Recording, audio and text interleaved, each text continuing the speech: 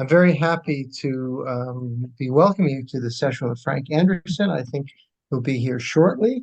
In the meanwhile, I know we have people who know Leading Edge, who've been to our programs, and people who don't know us and might have heard about this session with Frank from Frank's website. So let me just tell you that our company, Leading Edge Seminars, has been leading programs in Toronto for over 30 years. Up until the pandemic started, we had most of them in downtown Toronto. And now we're doing lots of things online, on the web, and lots of webinars and stuff. On the screen as well is Emily Porter, who is on our staff, who acts as the moderator for all our programs, and she'll be here to take your questions in the chat line, because this 1 hour session with Frank, and I see Frank on the screen. Hi, Frank. Hello there. During this 1 hour session, we're going to have about half the time for questions from you, therapists out there. I have a few questions I'll be asking Frank, but you just put in the chat line any questions, and Emily will be the moderator for that portion of our time together. Also, if you want to see the words as well as read them, you can enable the closed caption on your screen. And we'll also be sending you a copy of the video of the session if you missed some of it, or you just want to see it again, or share it with somebody. So that's kind of the housekeeping. I would imagine many of you know Frank Anderson from his many books, his presentations, his webinars, and now he has a brand new book called To Be Loved, A Story of Truth, Trauma, and Transformation. So Frank, you're certainly no stranger to us in lots of ways, and it's a real pleasure to welcome you here today. Thank you. It's lovely to be here. Thank you. I haven't seen you, and I think it was a couple of years ago now in Cancun when we were last together in person. So it's lovely to see you here this way, and other people too. I'm sure we'll see some familiar faces. For sure. So, I have a question. I had someone reach out to me yesterday. Do you remember me from Cancun? And I was like, yes, I do. It was lovely. It was kind of lovely to see that. So go ahead. Yes. Well, so first, congratulations on this book, and we'll talk more about the book. But before we talk about the book, I want to know how it's been for you lately. This has been a whirlwind. You're all over the place. What's it been like now that this book is about to be published on May the 7th? You know what? It's a great question. I had no concept of what it's like to publish a book for the general public of this magnitude. Like, I had no frame of reference. All my books have been like books for teaching therapists how to do trauma therapy, books for teaching therapists how to do internal family systems. So this was like a totally divergent experience for me. I have a team, like I used to be a psychiatrist. Now I have a team of people, like people running this, PR team doing this. So it's a whole new world, honestly. And in some ways, it's totally overwhelming. And in other ways, I feel more aligned than ever before in my life to get this message of healing trauma out to the world, because the world is ailing on so many levels. Do you know what I mean? So it's been, I would say, Michael, like kind of this weird leveling up and expansion.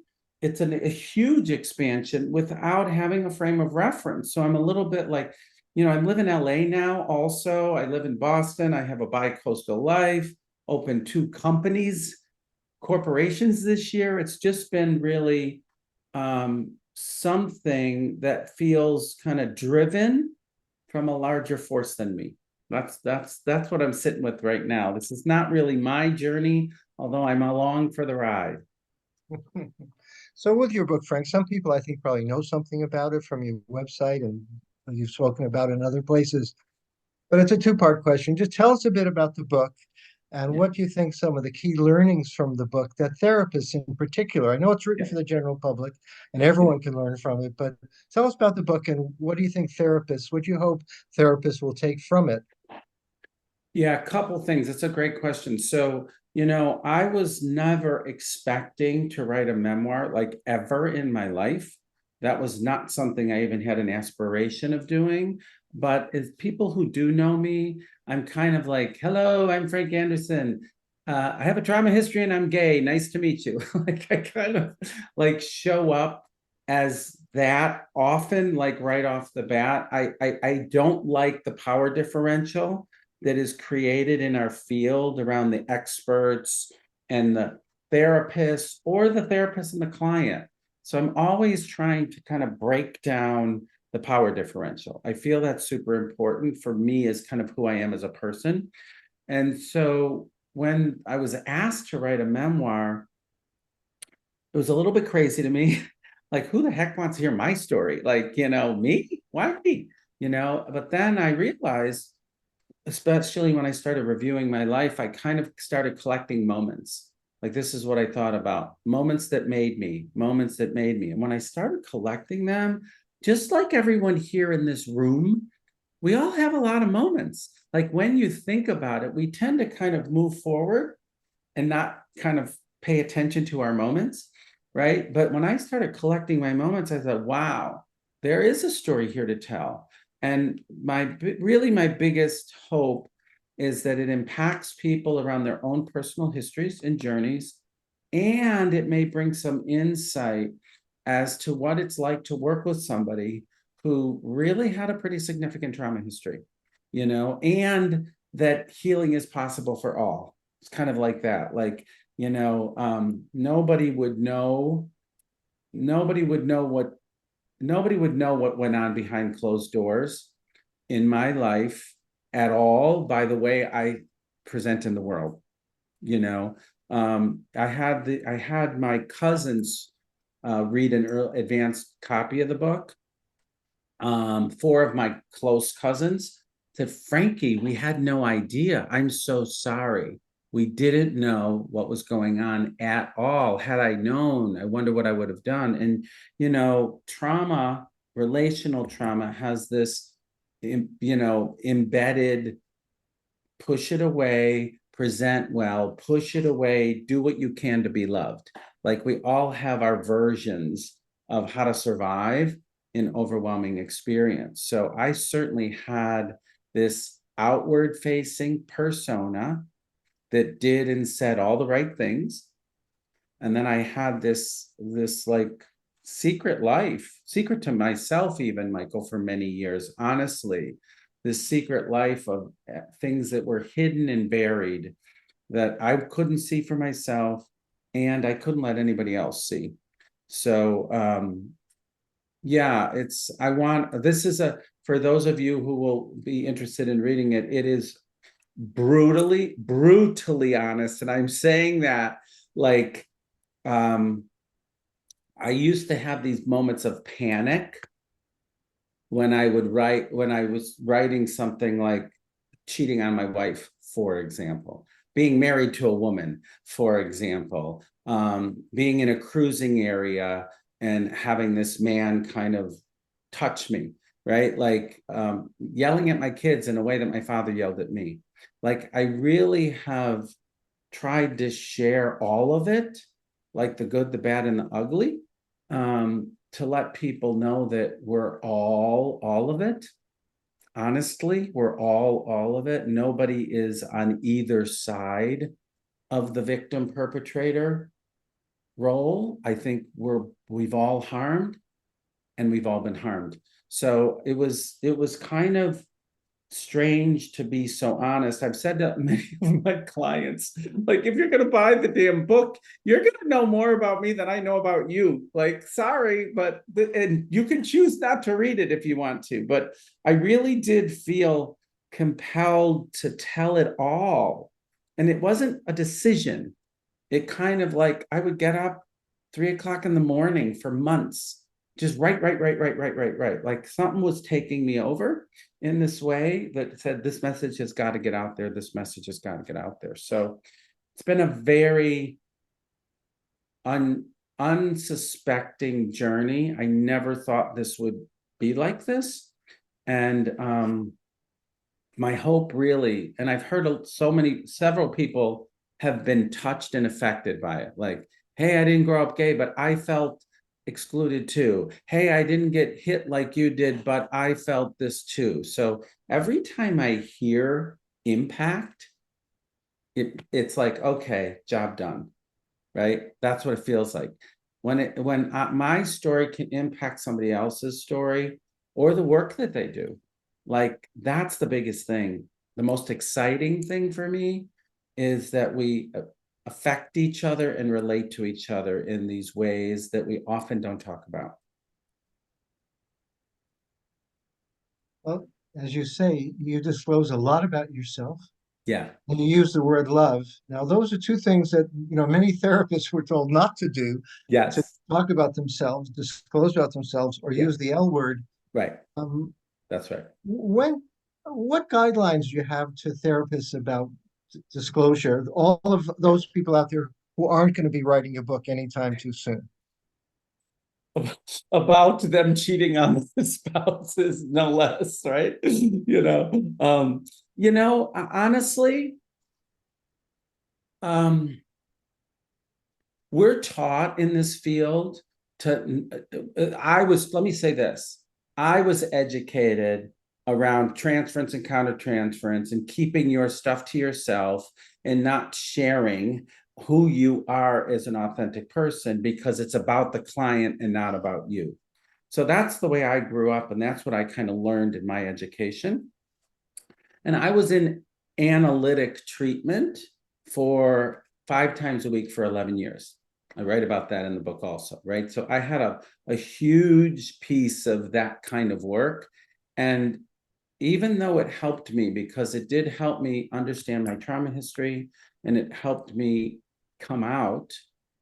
So there was value to that kind of treatment for sure. The bigger piece for me was that my therapist, number one, was a human before he was a therapist. I would have never been able to be with him for that long.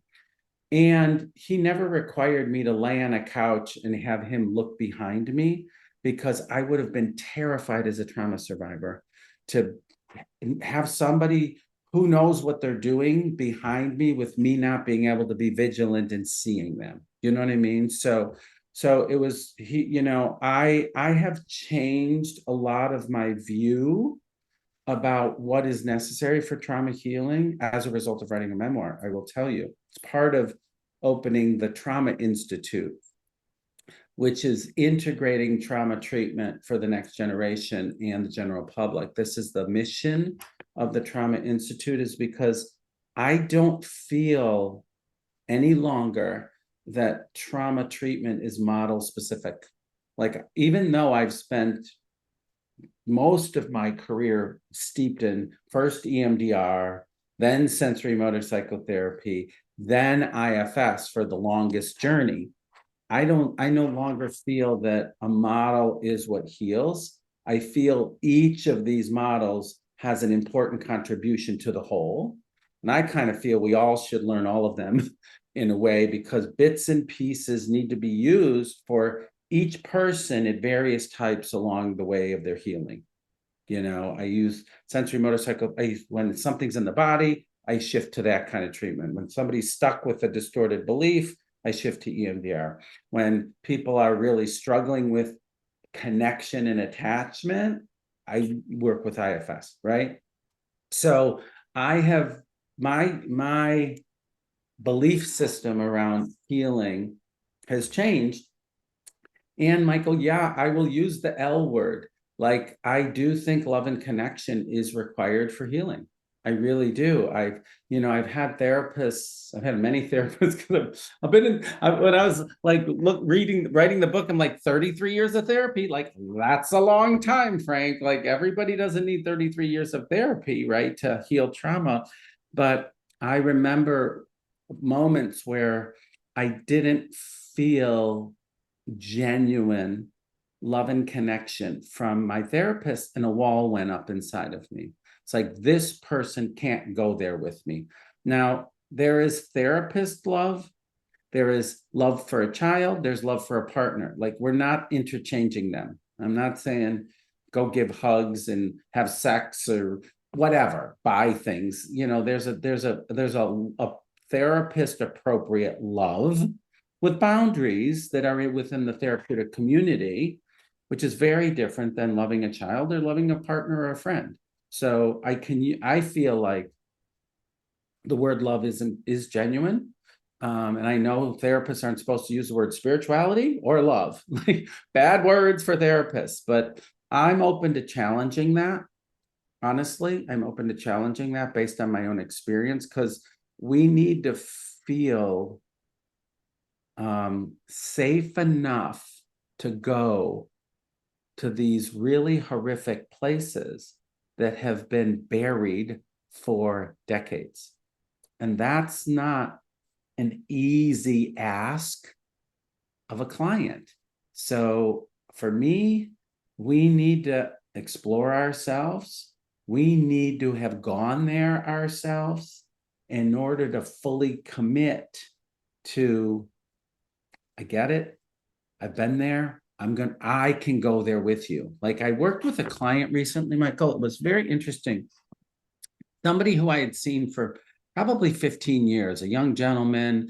He was able to get in an intimate relationship. He had 2 young daughters, like did a lot of work on himself. Like he had a lovely kind of evolution. Really enjoy working with him, but I always felt this guardedness in him. I always felt him one step removed, said the right thing, did the right thing, even though he was able to move forward in his life. And I always paid attention to something's back there. I don't know what it is, but something's there. And probably this was like 2 months ago. He kind of called me out of the blue, which is so atypical, like panic stricken, that his little daughter was going to a Valentine's Day party. And she was panicked because she didn't have the right outfit. Everybody would make fun of her and she would be all alone. And that moment with his daughter activated the young part of him who was abandoned by his mother when he was 3 years old.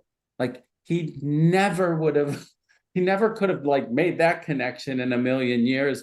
I, as a therapist, would have never been able to interpret that connection, right? But it activated something so profound in him. The aloneness, that's what made me think about it. This utter aloneness that he felt as a young child, pre-verbal in some ways, all in his body, that got activated by his daughter going to preschool. And I remember the moment, I was like, I know this pain. I can help this man. I know what that feels like. His is different than mine, but I'm with him and I know I can help him get through that. Right. And so there was this knowing. I wasn't afraid of it. I didn't need to downplay it or get rid of it or push it away in any form. It was like, this is real. I have felt that in me, and I know I can help you maneuver yours. And that was very powerful it was powerful for him to feel that level of safety and confidence in me. But it was equally powerful in me. Like I wasn't afraid to go there myself, which enabled me not to be afraid to go there with him. Right. And that piece is beyond a model. Mm-hmm. It's beyond any model. You know, they all work on the same dysregulation in the nervous system.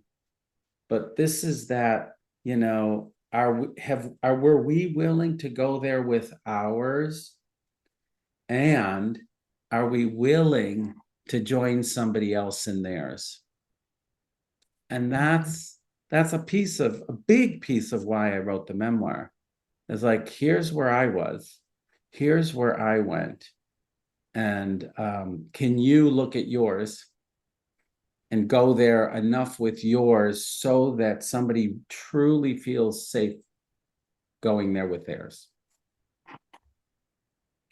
I understand in your book you talk a lot about the trauma and pain in your life as a Yeah. young and as a growing Frank, but you also talk about the transformative power of love.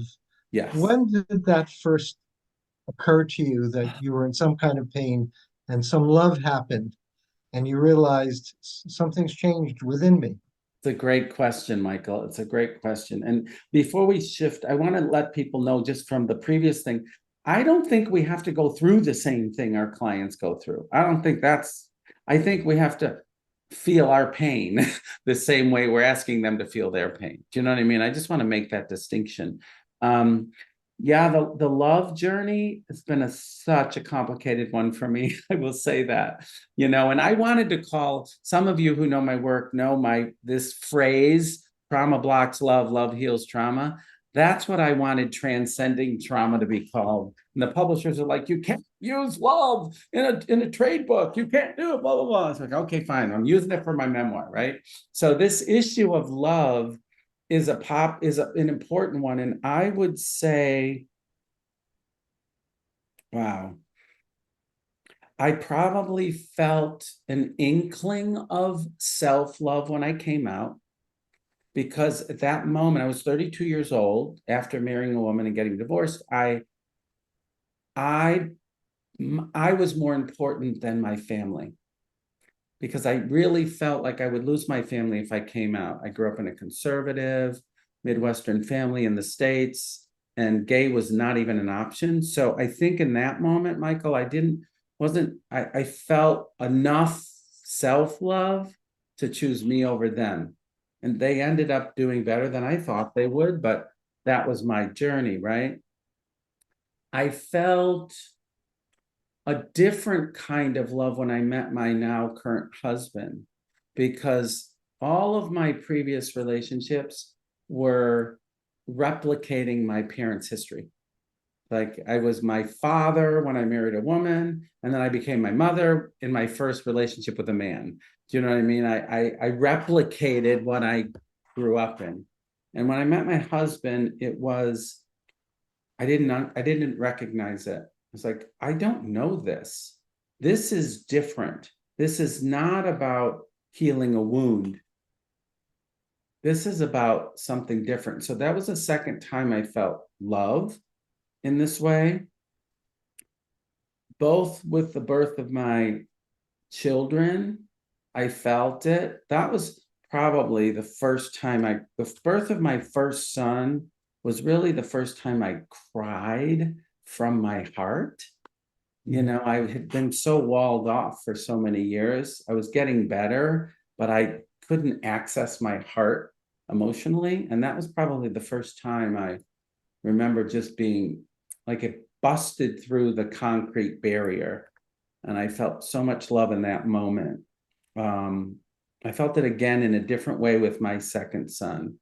But to tell you the truth, the biggest watershed moment, and this happened 2 years ago, really, was feeling love from my father for the first time in my life. So that, the book, I did not expect to heal to this degree and this level ever. I never thought that would be possible. I always thought about his limitations and what I was capable of releasing within myself. But I felt love from him and for him at the end of his life in a way that I never expected. The experience of loving someone who has harmed you is so powerful. And I was shocked by that. I was shocked by the power and the freedom of being that unaffected by what happened to me, right? It was like, even though you did this, I love you. And so that was I would say the most recent, I didn't know this was possible. I did not know that one can feel that for someone who has harmed you, because our world is so divided in us and them. And after having that experience, I got to another layer of loving myself. Like then it came back to me around love and forgiveness for all that I have done to myself and to other people. So, I have this love, connection, and unity is what heals trauma, not IFS, EMDR, or CBT. Like, sorry, I'm sorry, but I really do believe that now in a way that I didn't before, based on what I've gone through. And I don't think I would have gotten here without writing this memoir and experiencing what I did with my dad. And with your dad, you entered a kind of level of forgiveness that a lot Yes. of people would find hard to understand. So Yes. could you talk a little bit about forgiveness and what it means and Yeah. how people can have that in their life? Yeah, it's a very good question. And there was another thing, Michael, I didn't expect that I would be entering such controversial territory.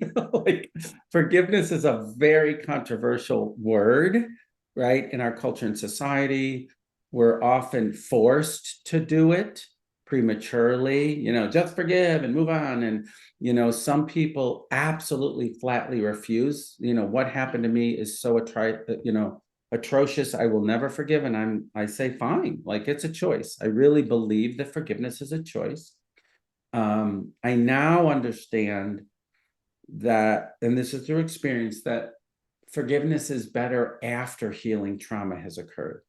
I separate out forgiveness and healing trauma now in a way that I didn't before. So I kind of hold this: release what you're carrying based on what happened to you first, then choose or not to work on repairing the relationship with the person who harmed you. So I think those are two different things. I'm carrying trauma energy based on what happened to me, and I need to release that first. Then I can see the humanity in the perpetrator. Then I could choose to forgive them or not. Then I'm going to focus on the relational piece with the person who harmed me. So I separate them out now. And the other thing that was kind of surprising, because some organizations or religious beliefs are like, the person who's done harm needs to ask for forgiveness from the person who they've forgiven. Some of the 12-step models do this. I think forgiveness is about the person doing the forgiving.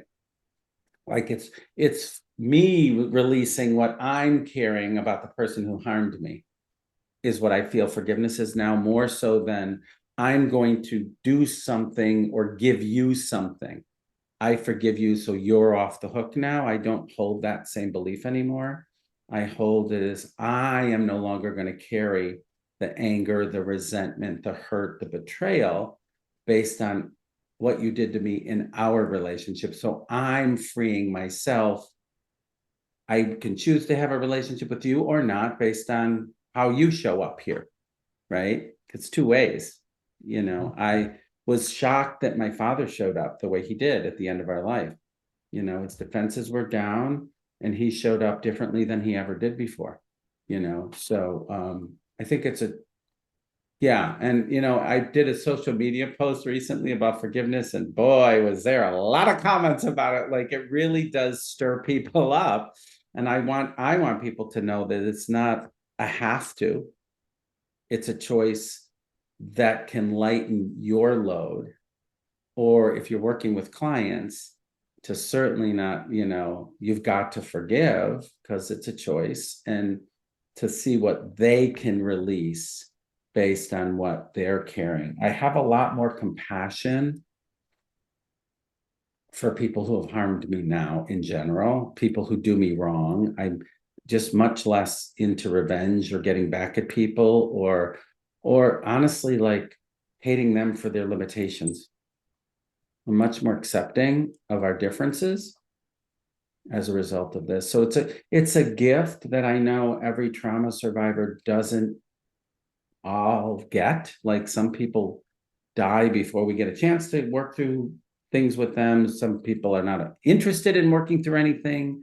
So I really felt that the forgiveness piece was a real gift and a way for me to help others through their healing journey. Sounds like a gift, and there's so much resentment and polarities in our society these days. Thinking about forgiveness is important, but you say it comes after releasing trauma.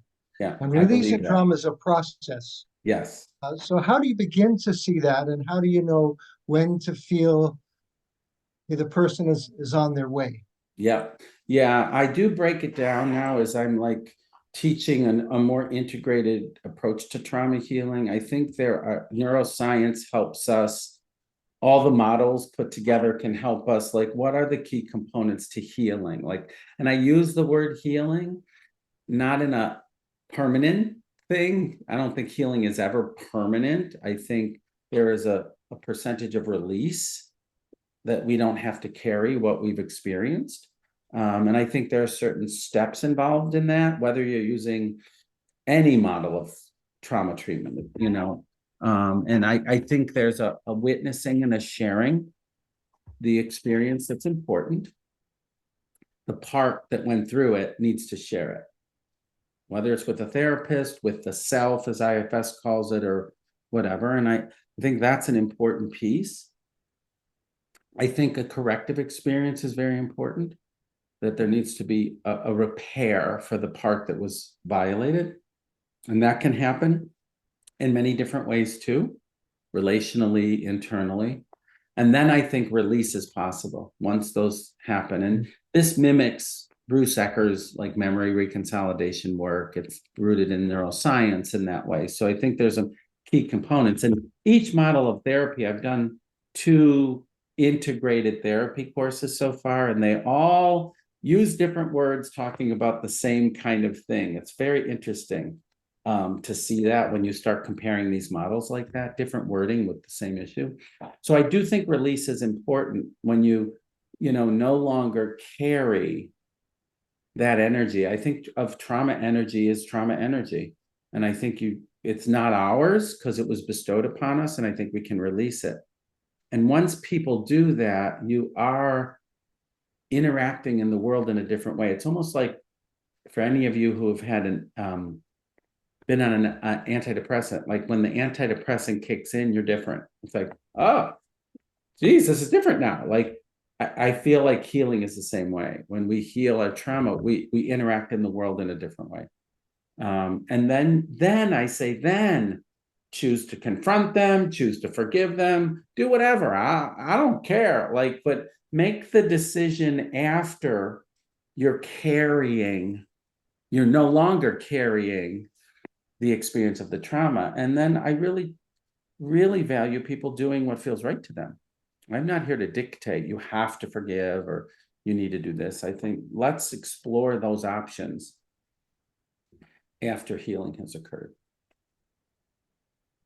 Thank you, Frank. I think looking at our time, I'd like to open this up to anyone who has a question or a comment to Frank, and it can be done 2 ways. Emily, who you see on your screen, hopefully, is looking at the chat box.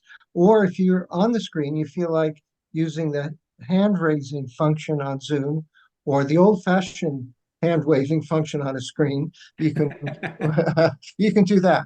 But we really invite your questions or comments to Frank right now. Emily, do we have any questions yet? Yeah, they've already started coming in the chat. Do you feel that trauma is at the core of political polarity? And if so, how can we use your therapeutic techniques to work with clients whose lives are fractured due to ideological clashes? Well, if we were in person right now talking about love, I would run over and hug and kiss the person who asked me that question. So, and I'm not going to be intrusive in any kind of way, but I love that question so much. Okay. And I have been waiting to write an article about it. So thank you, whoever asked that question. I 100% believe our political divides are all rooted in trauma. And I actually see each side as a very adaptive trauma response.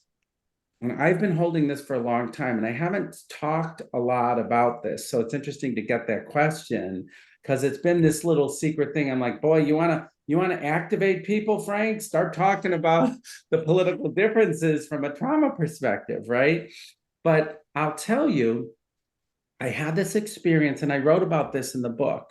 I had this experience with my brother-in-law, who is a very, if I'm talking about being in the States, I'm on the liberal end of things and he's on the conservative side of things. And he was boasting about being at the insurrection, right? And he was in camo and he was showing me pictures of, him at the White House and all this kind of stuff. And, we've never really had a close relationship for kind of obvious reasons. Being gay was something that's really not tolerable for him. And we were at a wedding and we were sitting down at breakfast and it was just him and I was like, oh shit, it's just him and I for breakfast. This is going to be an interesting breakfast, right?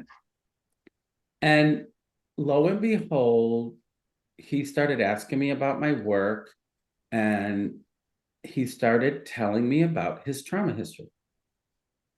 And he had a very similar trauma history as I did. And I started telling him about my trauma history.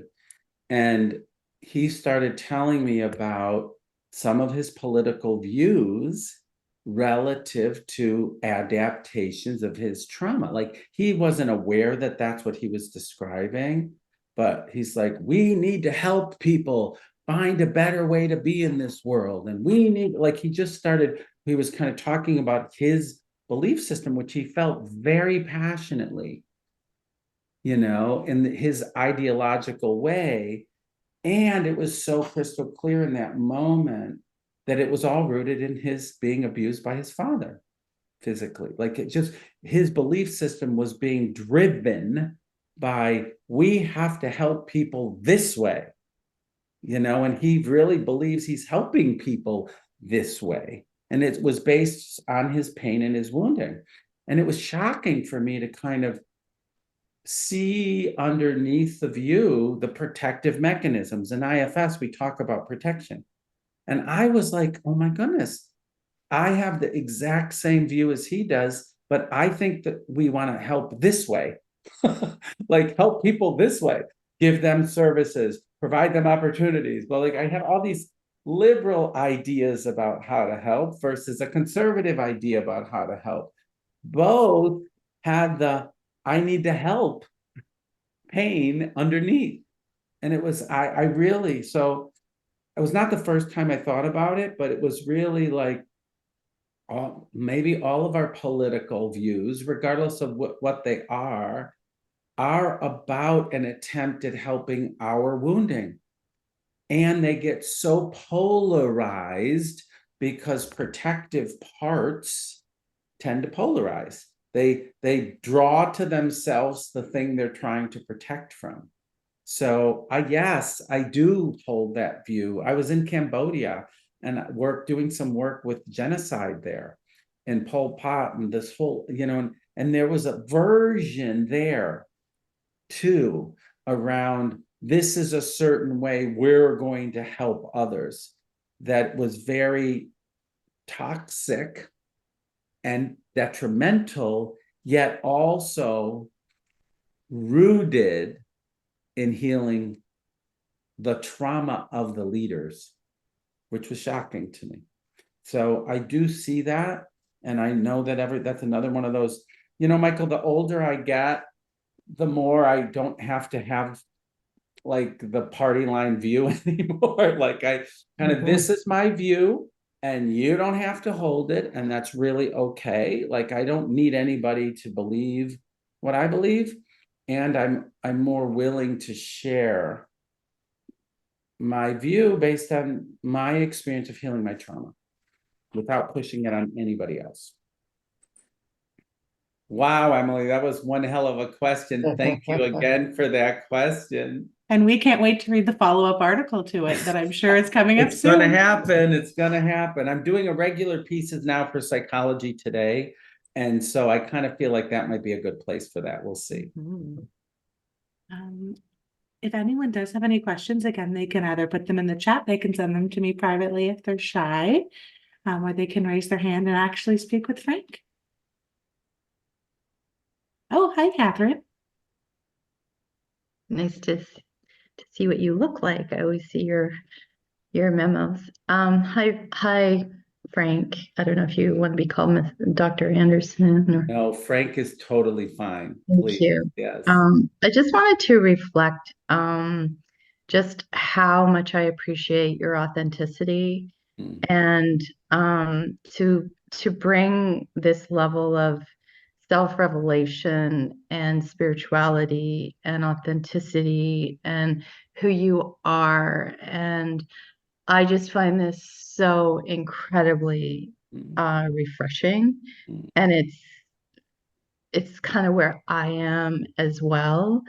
And I'm really looking forward to taking your training very much. And I personally kind of need that kind of connection, but to learn from people. But and I'm a very advanced trained schema therapist, Mhm. but I'm just really looking for something else. And I know that schema therapy incorporates Yeah. IFS, Yes. but I really feel a strong need to actually do this rather than doing a version that I've been trained of this, if Yeah. that makes sense. And I don't mean any disrespect, like I'm very grateful for my training, but does that resonate with you, what I'm saying? 100%. Yeah. I thank you for naming that. And I do think thank you. So thank you for seeing the authenticity in me. I guess I would say that, like, that I feel seen in that way, because that feels really important to me, around us all being equal and the same, and to not be the expert that's untouchable or unrelatable, so that's important. So thank you for kind of naming that. I'm excited about, I think you're referring to the workshop that I'm doing with Leading Edge in August. The reason I'm super excited about that one in particular is because it includes all the different types of trauma, and to have people experientially learn their components of each. Like, so I've been talking about relational trauma and complex PTSD for most of my career. And I think a lot of us see mostly that in our practices, right? But as I started becoming more kind of globally teaching and, seeing what's happening in the world, I'm more focused also. That's like, I think about bottom up and top down from a trauma perspective. So all the systemic types of trauma that are happening to us in our worlds, in our families, in our institution, in our workplaces, in our countries, globally, the pandemic was a real huge wake-up call. Like, nobody can tell me they haven't experienced a trauma anymore. Sorry, like the whole world did, right? It's like we experienced the global trauma. So I'm working now in a much more, I'm including systemic trauma, transgenerational family trauma. You can't get away from it. You can't get away from it, right? It's like no family only transmits love. Sorry, it just doesn't happen. We transmit a lot of love and. So this workshop, I'm gonna hopefully like share a framework of IFS, so that for people that don't know about it, I can give you some basis to that, but then also applying it to individual trauma, to family legacy trauma, to institutional, to religious trauma, to cultural trauma, and to global trauma. So, and I want people to have an experience so that you can kind of, I did a smaller version of this workshop in California. This is when Emily and we were kind of figuring out what's next. I'm like, we better make it more than 3 hours, because this was way too much for people to experience in a 3-hour time frame. Like, I went through each of the traumas to have them connect to it, and people were like, oh my God, like too much, Frank. So I love the fact that we have time and space to kind of be with this over a couple days, so that you can kind of learn about the different types of trauma, learn about the ways from an IFS perspective, we can look at healing each of these, but also have the experience. Because when we start looking at what we are carrying in our family of origin, when we look at what we are carrying because of our race, our religion, our ethnicity, our orientation, our disabilities, our neurodivergence, whatever form of what I call being exiled in our culture, in our society, right? Rarely do we get away scot-free when you start looking at the range of them.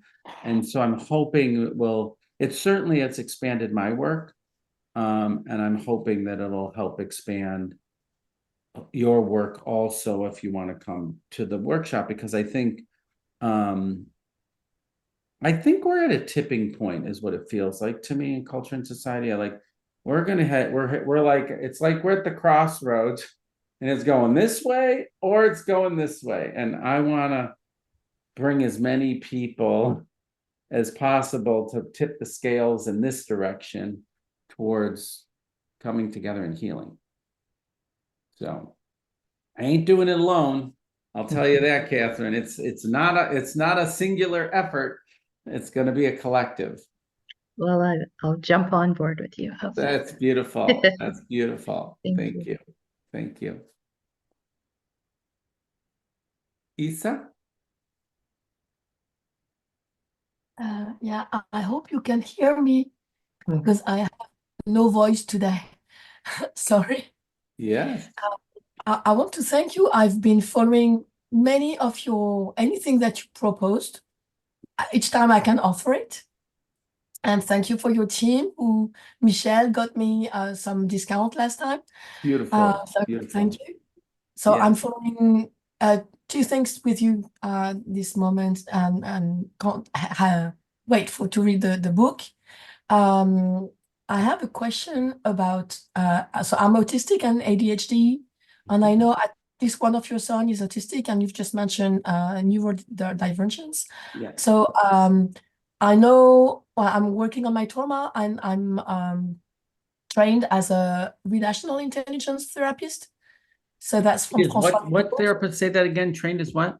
Relational intelligence. Yes. Yes. Okay. That's François Ledos in France. So that's IFS plus polyvagal therapy plus attachment theory.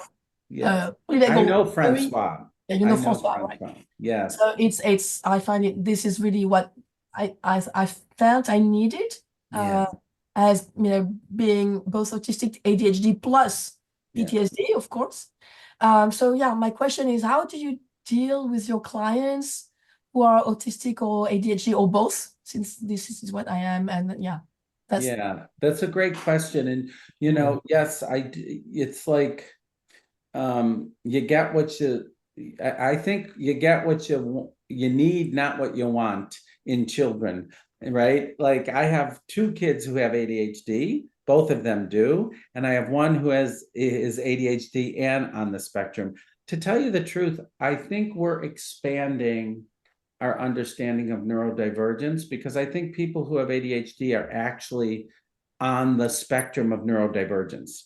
I think it's not this, right? It's not this like either or. I'm ADD and I'm not. I think the word spectrum is the right word for all of the neurodivergence personally. So that's what I hold in that way. It's interesting. My oldest, who supposedly only has ADHD, he's been saying lately, I'm autistic. And I'm like, well, what do you mean by that?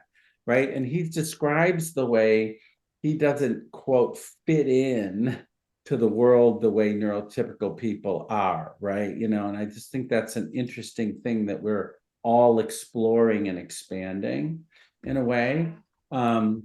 The thing I'll say about it, I used to go to workshops, trauma workshops all the time.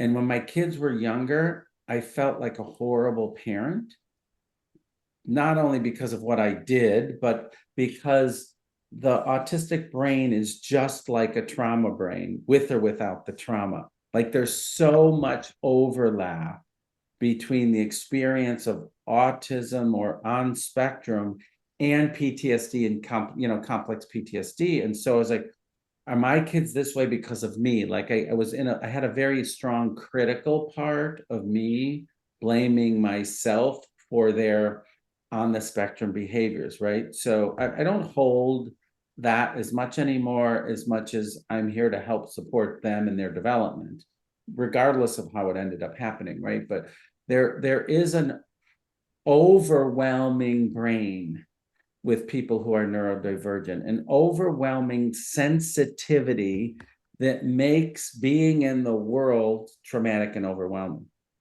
And with ADHD, with ADHD, you're also falling short of what your expectations are, and you kind of constantly are feeling less than and inadequate. So there's this and people treat you differently, and they reject you, and you feel like you're not a part of things. Like there's so many traumas that come along with being a neurodivergent person in the world. So you get trauma just by being you relative to neurotypicals, so there's so much trauma embedded. There's so much symptomatic overlap, even if there isn't the same exact trauma. So there's just so much overlap here. The thing that I say and the work that I do, and when you have autistic kid, you tend to get autistic patients. Like it just kind of happens that way. They kind of migrate towards it. You know what I mean, right? Not a coincidence. I see most of the behaviors as protectors. My son is so rigid and concrete, and he eats 5 foods, and it has to be no tags on his socks, and all the sensitivities and the rules that he comes up with in his world. And it's so obvious to me that he's trying to manage an overwhelming brain. He's trying to manage an overwhelming world. And he comes up with these rigidities and rules that are protectors, So I really see all the stimming, all of it is just protector responses. And so I'm always working with people from that perspective. How is it helping? How is it valuable? I read an article and then was working with a client, like, autistic people are unrelatable and can't look at you because they don't know how to connect. And I was like, that is just bullshit. Excuse me. Like that's such bullshit. It's like so much empathy. They disconnect to try to manage the overwhelm, actually. Right? Like, and so to understand it from a protective perspective, as opposed to bad and wrong and defective, is huge. The other piece that I often like to talk about here, Isa, is the expansive creativity that goes along with people on the spectrum or with ADHD. Like there is creativity and sensitivity like no other. So the places that they go are amazing and wild and so beyond our human experience. And so when you're working with people, right? When you're working with people on the spectrum or neurodivergent in whatever way, can you as the therapist enable your expansiveness to meet theirs? And not squash them or try to have them fit in to a framework that is neurotypical. Soon enough, in my view, it's not going to be pathological at all, just another way to be in the world, right? There's such pathology around neurodivergence, which I don't really agree with. When I see my son, and where I have this other company besides the Trauma Institute called Trauma Informed Media, where we're bringing trauma informed content to Hollywood. And we were working on this project around neurodivergence, and one of the producers that I was working with was doing research, and she came across this article which I thought was fascinating. And it was like in caveman times, like thousands and thousands of years ago, autism spectrum stuff did exist, and they were revered in culture and society because they actually caused the survival of the organization, because they had the capacity to hyper focus and make weapons so that people can defend and protect their tribe. So the autistic people would be guarded and protected as they would, be able to hyper focus on tasks that actually saved culture and society. And I just thought that was just such a cool view. And the reason I bring that up, other than it's fascinating, is the population of autistic people is off the charts right now. Like, it used to be 1 in 60, now it's 1 in 24. Like, and I'm holding, like, there's a reason they're showing up in droves right now, and they're going to be saving us in some way, and we don't know what that is yet. So I do believe that. I really do believe that this type of person that's showing up, like, I don't think it's, and there's no evidence really. I don't think it's because they got too many vaccines. I think it's they're showing up because there's a sociological, cultural purpose for them to help save the world. And I don't know that we're clear about that yet. So a lot to say about this based on my, experience growing up. My son, and I got a very clear message. I write about this in the book, Michael. I had a horribly difficult moment with him at some point, and I went for a run. My husband's like, "Go, get out of here, go to the gym." And I got this very clear message, and it was like so clear. A light showed up. It was in a dark room. Like, it was like, this is something's going on here. There's no skylight above me, but I'm seeing a light, right? It was like that. And it said, he's here to teach you as much as you're here to teach him. And it was just such a landing of that awareness, right? So, thank you for kind of showing up in the way that you did, Isa, here for this question, and bringing this, important awareness to our culture and society, because I think we're in need. Thank you so much. You're welcome. And I'm so touched, and I want to cry. Well, just take it. I'm a movie maker. That's my first trade. I'm trained as a movie maker from the high school of cinema in France. That's my first. That's my trade. And so that you're talking about movies, and thank you so much. You're welcome. You're welcome. I hope you can See you receive soon that. in the next. I guess we are seeing each other. Well, I'm seeing you tomorrow for your 4 months training. So now you'll recognize me as the girl in red from Paris. Thank you. Beautiful, beautiful. Oh, yeah, beautiful. Thank you. Thank you. Well, yeah, thank you, Isa. Thank you, Catherine, for your participation, and thank you everyone who maybe put in a question. And we don't have time for that, Frank. We could have made this a 4-hour session. No. Not book, Autism, the World, Polarities, and everything else. So I'll close by just saying a few things. Besides, thank you very much, Frank. And I look forward to seeing you in August in Toronto, and everyone's invited if that makes sense for you. It'll be a 2-day workshop. And Frank, this is the first workshop that we have in Toronto like this since before COVID. We didn't know when to come back live. Do people still want to be in a room, or do they want to be online? So you're our first experiment in seeing people in the room with you. People want to be together, in my experience. It's time for us to hug each other again. I've been doing more live events, Michael, so thank you for doing that, because I think it's super important. We knew how to be in a pandemic, but we don't know how to reemerge from it. And this is part of what I think we need to do. So thank you. Yeah, so it'll be great to see you in the room. And we're going to send out some information along with the video of this session, if anyone wants to kind of look at it again or pass it on to a friend. So thank you very much.